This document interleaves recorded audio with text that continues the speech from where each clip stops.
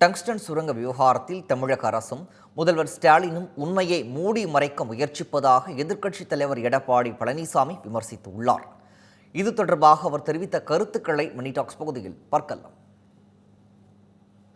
இந்த டங்ஸ்டன் சுரங்கம் ரத்து செய்கின்ற தனி தீர்மானம் வந்த பொழுது அதில் இந்த அரசனுடைய கவனத்திற்கு தெளிவாக நான் எடுத்துரைத்தேன். ஆனால் முதலமைச்சரும் மற்ற அமைச்சர்களும் அதற்கு முறையான பதிலளிக்க முடியாமல் ஏதேதோ சொல்லி மழுப்பி அவர் செய்த தவறை மறைத்திருக்கின்றார்கள். நேற்றைக்கு முன்தினம் நடைபெற்ற அந்த அரசு நிகழ்ச்சியிலும் அவருடைய தவறுகளை மறைக்கின்ற விதமாகத்தான் என்னை பற்றி விமர்சனம் செய்திருக்கின்றார். டங்ஸ்டன் சுரங்கம் அந்த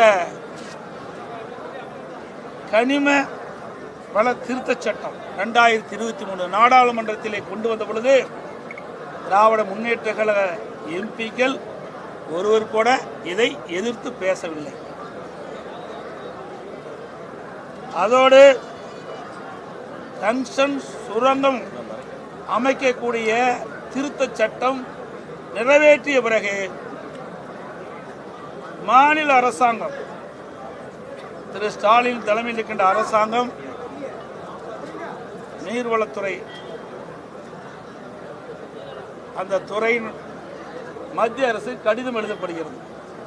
அதில் இன்னும் வெளியிடப்படவில்லை. அதில் வெளியிடப்பட்டிருந்தால்தான் உண்மை நிலவரம் நமக்கு தெரியும். இருந்தாலும் எங்களுக்கு கிடைக்கப்பெற்ற செய்தியின் அடிப்படையிலே ஊடகத்தின் வாயிலாக, பத்திரிகையின் வாயிலாக இந்த நேரத்திலே தெரிவிக்க விரும்புகின்றேன். அந்த கனிம வள சட்ட திருத்தம் மத்திய அரசுக்கு அதிகாரத்தின் அடிப்படையிலே அரிய வகை கனிமங்கள் ஏலம் விடுவதற்கு அந்த கனிம திருத்த சட்டம் கொண்டு வரப்பட்டது. அந்த அனுமதியை மாநில அரசாங்கமே வழங்க வேண்டும் என்றுதான் கடிதம் எழுதப்பட்டதாக தகவல். டங்ஸ்டன் சுரங்கம் அமைப்பதற்கு மதுரை மாவட்டம் மேலூர் சட்டமன்றத்துக்கு உட்பட்ட பல்வேறு கிராமங்களில் உள்ள நிலத்தை எடுத்து அமைப்பதற்கு ஏலம் விடப்படுகிறது. 11வது மாதம் ஏலம் விடப்பட்டு இறுதி செய்யப்பட்டு தனியாரிடம் அந்த ஒப்படைக்கப்படுகிறது.